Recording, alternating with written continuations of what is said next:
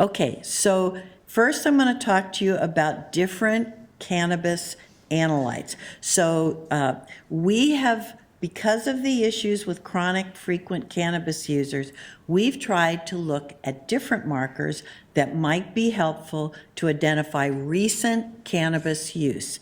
Okay, so these are a lot of different analytes. The THC, I've told you the 11-hydroxy, is the first metabolite that has the same potency.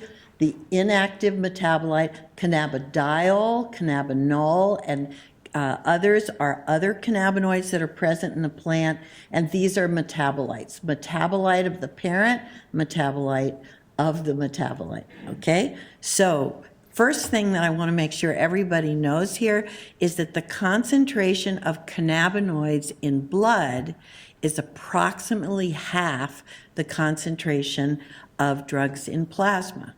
Okay, so it's not equally distributed. So I have seen cases in Colorado when they were approving the legalization, people introduced data from plasma indicating that it was blood THC. No, blood and plasma are very different. So I just want you to know that, and it's not just THC, it's all the different cannabinoids in their metabolite. About half the concentration in blood as there is in plasma. So knowing what it is important. This is from our very last study at NIDA, and we compared occasional cannabis users with chronic frequent cannabis smokers, and we looked after smoked cannabis, vaporized cannabis, and the oral edible cannabis. Vaporized, in case you're not aware, that's being used more and more, number one, for medical purposes, but many people are users are vaporizing their drug. Why? Because it heats the cannabis to a lower temperature, and we know that cannabis actually contains more carcinogens than tobacco. Usually, though, people will smoke a lot less cannabis than tobacco, but it has a lot of carcinogens. If you vaporize the drug, you put the temperature lower, and you can still get the cannabinoids, but you don't get as many of those compounds that can be carcinogenic and also produce bronchitis and a lot of other issues. I will tell you this one funny story I can't resist. I was all excited. My neighbors are always interested in what kind of research I'm doing. I was at a party and I said, oh, we're so excited. We're going to use this vaporizer. And it was because of Iowa. Generally, people smoke the cannabis in our studies, but at Iowa, they allowed no smoking on the entire campus. So when we were doing the driving study, I had to figure a way around that, and that was why to use the vapor. So I told my neighbors all about it, this new research, and they all went, oh yeah, it works really well. So they were obviously ahead of me on that one. Okay, so I'm going to show you a lot of slides that are going to look like this. It's real important for you to know. So over here, we have the THC concentration. Please notice it's a logarithmic scale, okay, not a linear scale. And here's the time, and they're smoking in this period right here. So these are occasional users. When you read a paper and refer to a paper, you need to know how that author defines occasional users. What we do at NIDA for all of our research is less than daily use. So in our research, somebody who smokes 4 or 5 times a week would still be considered an occasional user. In Finland, they call a heavy cannabis user someone who smokes once a week. So that's really important. What's important to notice here is that all of our cannabis occasional users, they come in negative, okay, for THC in the blood. This is blood. They stay on my unit for 19 hours before we dose them. All of our studies, we do that, even though it's expensive and hard to recruit, because of the fact that we need to know they're not acutely intoxicated when we do our studies. Okay, so here the green is the smoked cannabis, and the blue is the vaporized cannabis. You can see the concentrations during smoking increase. Look how much they decrease even within that 10 minutes, and then they decrease over time. This is the oral cannabis. This was a cannabis brownie that we produced in the pharmacy, and you can see, very important, the peak concentration after oral administration is somewhere between 2 to 4 hours, and it's usually much lower than what you will get smoking the same amount. So this is all the same dose. It's about 50 milligrams of THC. So you'll get this big increase and it decreases over time. If you look at 11-hydroxy THC, important to note that many people, and you'll see more and more labs giving you the 11-hydroxy now. We've been on a huge mission to get them to do that because it is just as potent. So when you're looking at the effects of the drug, if you're not measuring 11-hydroxy, you may be missing a lot of the drug that contribute. Why do people ignore it? Because after smoked or vaporized drug, you only get about 10% produced as 11-hydroxy. But when you eat the drug, you take it orally, the concentrations of THC and 11-hydroxy are about equivalent. So you really can't ignore it, okay? And you'll see here the peak and how that occurs. This is in occasional smokers. This is one of the metabolites, carboxy THC. You can see that some of these users have low concentrations of that metabolite still on board because it stays around for a long time. So if they smoked 2 or 3 days ago, you may have residual measurement, but it'll be low. And you can see the increase in the carboxy THC after smoked or vaporized. Notice that you get even more higher concentrations after the oral administration of this inactive metabolite.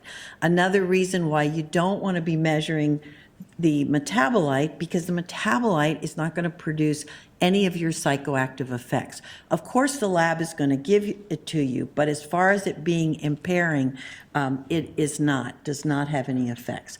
Okay, so let's look at chronic frequent cannabis smokers.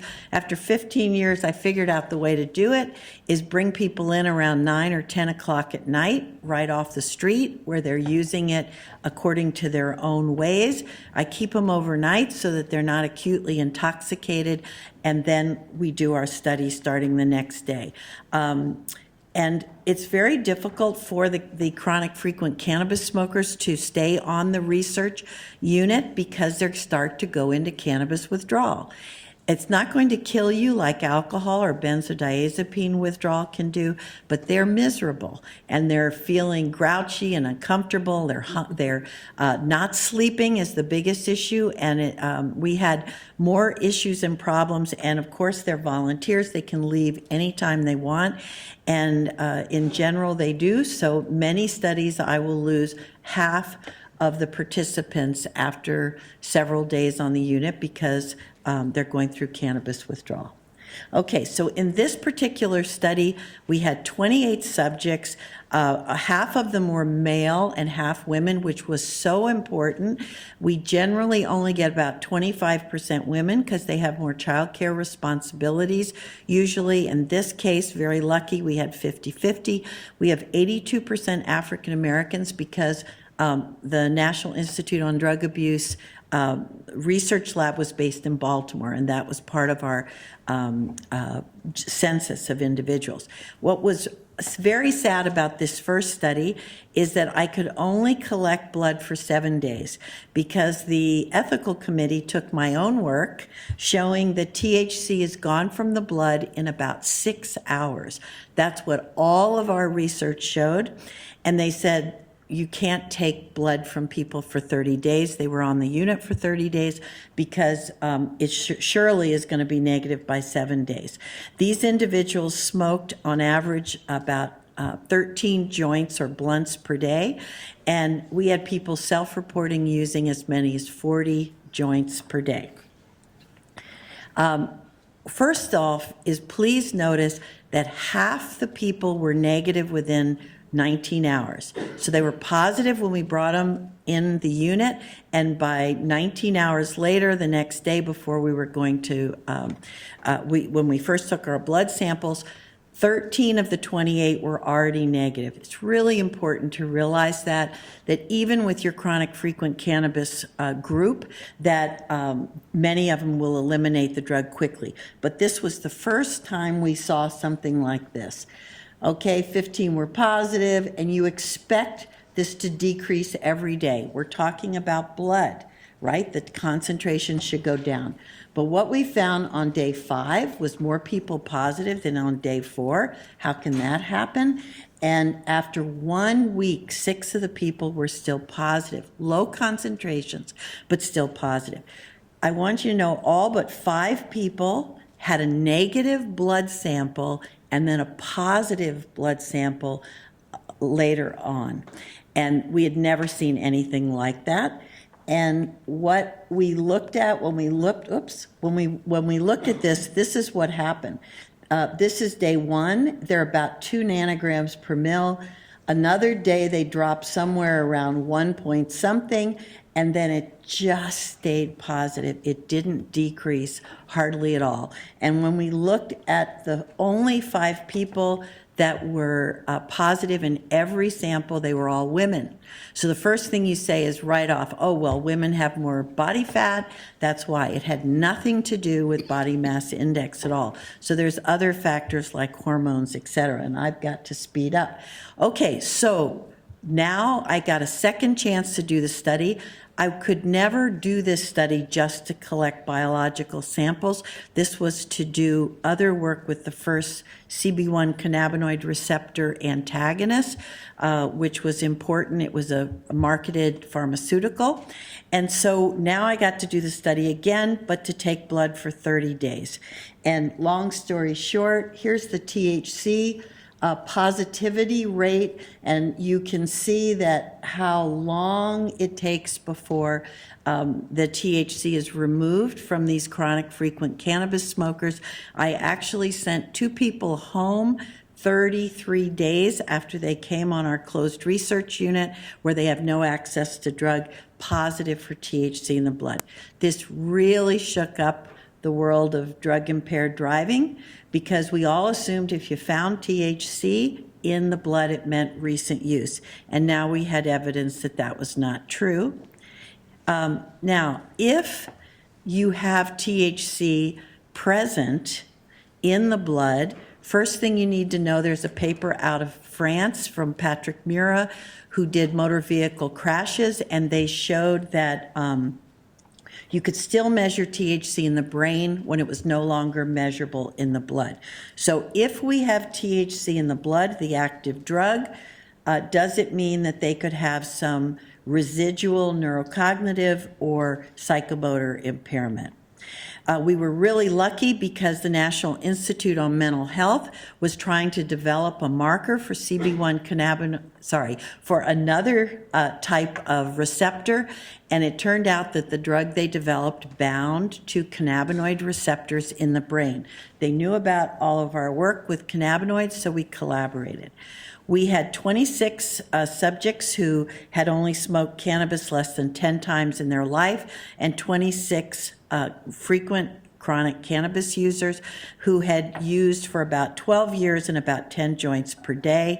I just want to show you here, the black bars are the density of cannabinoid receptors in the brain in all these different portions of the brain: anterior cingulate cortex, amygdala, hippocampus, a lot of different brain areas.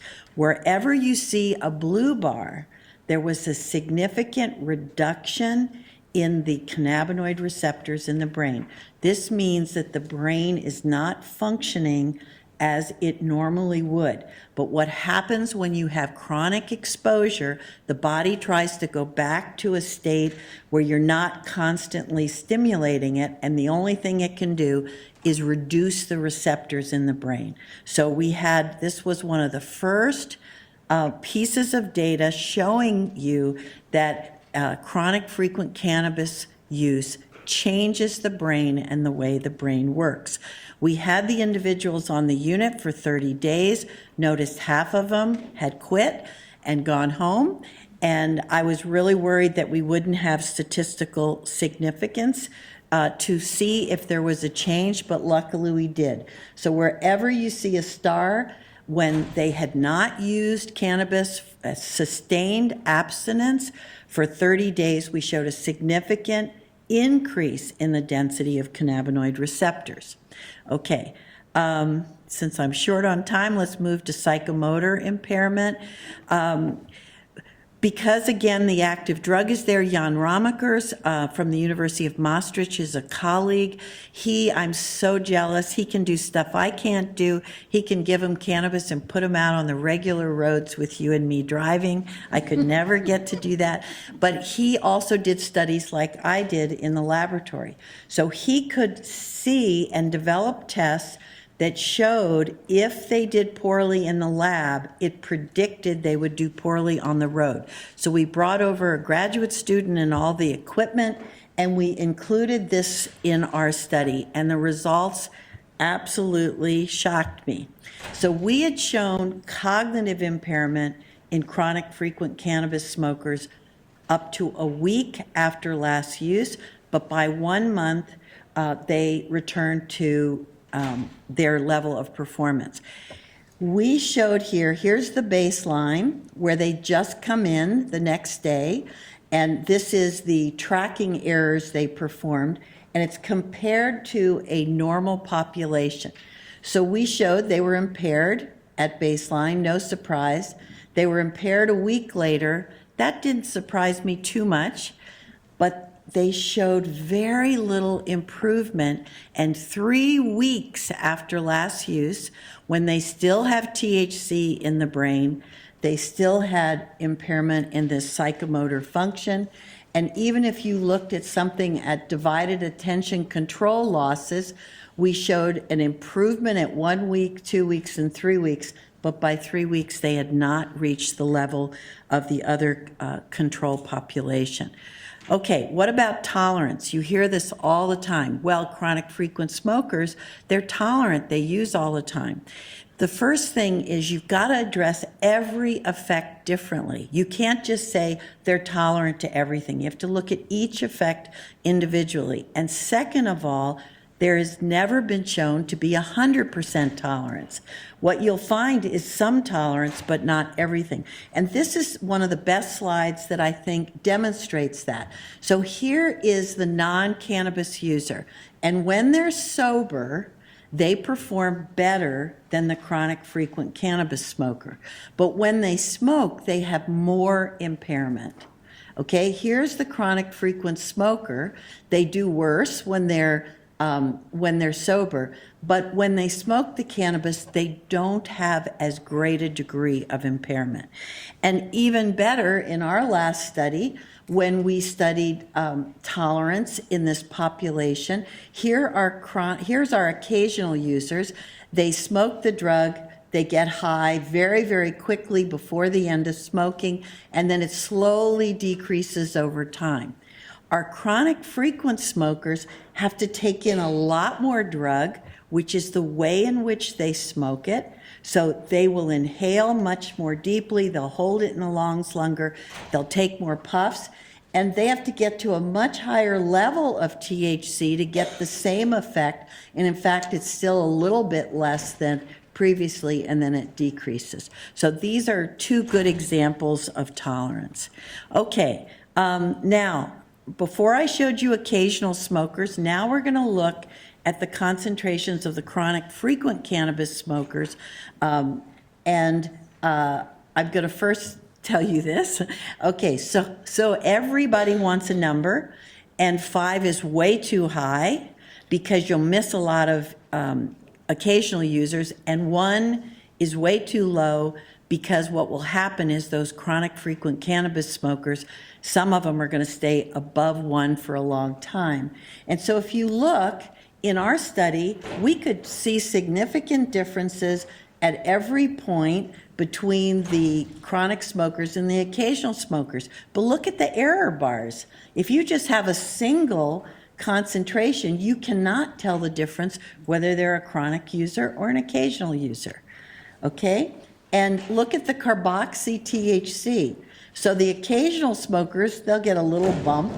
The chronic smokers are going to come in very positive. They hardly get any increase, and it's going to be positive for a long time. So this is the percent positive samples, and you can see this is at a 1 microgram per liter cutoff. And with the occasional smokers, they're going to go up, and all of them are going to be positive at 1 for a very short period of time. And then they're going to decrease dramatically. The chronic frequent smokers, they're going to be positive at 1 for a really long time. And in fact, everybody was positive for about 1 day. If you raise it to 5, which is what they've done in Washington State, the first thing, oh, I do want to show you this. Notice that at 1, everybody's positive when they come in for the chronic frequent smokers. When you raise it to 5, for the occasional smokers, not even everyone is positive at 5 30 minutes after they start smoking cannabis. It usually will take them 5 to 10 minutes to complete smoking. So if you're looking at the occasional smoker, unless you get them right at 30 minutes, when 80% are positive, look how quickly it drops. By 2.5 hours, every one of the occasional smokers were negative in the blood. They are very impaired at 2.5 hours. Okay, if you look at the chronic smokers, some of them are now only 75% are going to be positive when they come in. They're still positive before we have them smoke. They're all going to be positive, but now for a very short period of time, it's going to drop like a rock, just like the occasional smokers, till you get down to that population of people. About 20% of the chronic frequent cannabis smokers are going to get down to about, say, 17 nanograms per mil, and they're just going to stay there for hours and hours and days. Okay, so there is no one number, and many times researchers will say, just let us do more studies, we'll do more studies. We have the evidence. It's not possible to pick one number that's going to differentiate impairment in everyone, which is why I totally support what the report was saying, that first you prove the impairment and then you use the biological test to indicate what might have produced that impairment. Okay, I've got to go quick. So Barry Logan at NMS Labs, which is a large reference lab where many DUID cases are sent, they looked at more than 10,000 samples that had DRE examinations indicating impairment, and they looked at what happens if you use a 5 microgram per liter cutoff. 70% of these cases were below 5 micrograms per liter, which is the same as nanograms per mil. 70% of those cases. So you're going to miss way too many cases. Okay, now I'm going to talk about edibles. And so this is the study that we did. So look at this now. These are our chronic cannabis users. And look at the 3 different routes of administration. So notice they're all going to be positive when they come in, right? Because they have all that residual drug. It goes down, it goes up. Here's your vaporization and your smoke drug. Here's the much delayed peak after the oral administration. This is THC. Here is 11-hydroxy THC. This is where you can see now that you'll get high concentrations of 11-hydroxy after they eat the drug. And then look at this. This is the carboxy glucuronide metabolite. They come in with such high levels, and this is the inactive metabolite. You can hardly tell that we dosed them. It's just going to stay positive for a very long period of time. Different populations. Okay, so we started looking. If you can't use THC, is there something else you could use to define recent cannabis use. And we found in our first study that if you looked at CBD, CBN, or THC glucuronide, and you found it, whether it be a chronic frequent smoker or an occasional smoker, they indicated very recent cannabis use. We extended that by adding more markers. More recently, we added cannabigerol and tetrahydrocannabivarin. And what we found is whether you are a THCV, if you find tetrahydrocannabivarin, it means recent use, cannabigerol, recent use, cannabinol, recent use, and we found also that cannabidiol also indicated recent use. I have since put in every paper I can in every talk, we can't say anything about cannabidiol now at all. Should not be used as a recent marker because now we're looking at that as a potential therapeutic drug, and they're now making cannabis that's really high in CBD. None of that has been tested. So the cannabigerol, cannabinol, and others are good markers. Carboxy, tetrahydrocannabivarin, you can't use. It hangs around for a long time. THCV, THC glucuronide, they're great if you find them. It means that there's recent use, but the problem is that there's low detectability. The ones that had the highest detectability are these three. Ignore the CBD, as I say here, but cannabigerol and cannabinol, if you find them in the blood, it means recent cannabis use, whether it's a chronic user or an occasional user. This may be very helpful in prosecutions of cannabis-impaired driving because now the chronic user also has the same levels, the same windows of detection. Okay, is there a better biological matrix? These are some reasons why oral fluid testing is very positive. It's less invasive, as was Tom talked to us about. It's more difficult to adulterate than urine. You don't have to have a special bathroom. It's gender neutral. Man can collect from woman and vice versa. And another thing is that basic drugs concentrate in the oral fluid. I don't have time to tell you all the reason, but they do. It better correlates with blood concentrations than urine, but you cannot predict a blood concentration from an oral fluid concentration. Can't do it. We've shown that. It can reflect recent use and the onset technologies available. What are the limitations? Specimen volume. You have a lot less oral fluid than urine, and as far as blood, it's even less than you would normally collect. And one thing that is really important when Tom was talking about collecting the sample, any stimulant reduces salivation. So if somebody's used cocaine or cannabis recently, the ability to salivate is going to be reduced. It's going to take longer to collect that sample. And the big issue initially was drug absorption to the device itself. So all of the devices, the good devices, have an elution buffer now that helps take the drug off of the pad. The problem with that is it also dilutes it. And you get oral mucosal contamination if you smoke the drug, if you snort the drug, or if you eat the drug. So it's great because it's highly detectable, but it will be in really high concentrations at the time you get it. And there is a potential for environmental contamination. We can talk about that later. Okay, and I'm running out of time, so I'm going to talk about what happens. So here, again, notice this is a logarithmic scale. When someone smokes the cannabis, the THC concentrations get in the thousands of nanogram per mil concentration, and they slowly decrease over time. Here's your CBD, CBN that are present in the plant, generally about 10%. And way down here, you have your carboxy THC. It's in much lower concentrations. Why? Because carboxy THC is not present in cannabis smoke.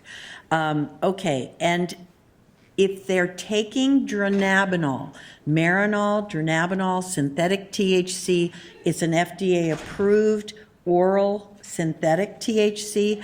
You will not see it in the oral fluid. It's a capsule, and it protects the THC so that you get no contamination in the mouth.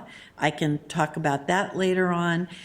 Here are, again, some markers now showing that the THC in oral fluid is about the same for chronic and occasional users, same for this cannabinol, cannabidiol, but the carboxy THC in oral fluid, totally different. The chronic frequent users will have much higher concentrations of the carboxy, and the occasional user will have much lower.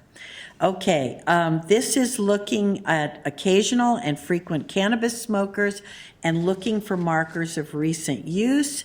This is what the profiles look like for THC. See how different they are for carboxy. Here's cannabigerol with a very short window of detection.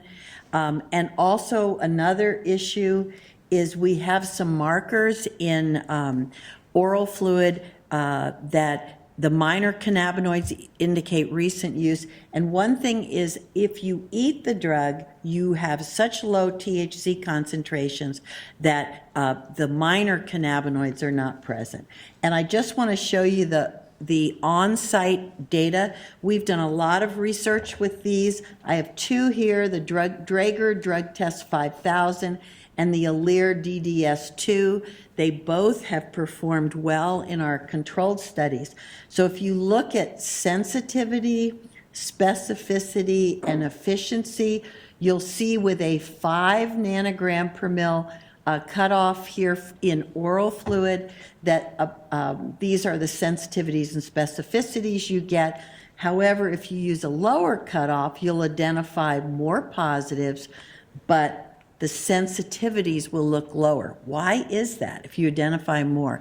I just want to tell you the formulas that you use to calculate sensitivities include false negative results. And if you go lower than the devices themselves, you'll produce more false negatives.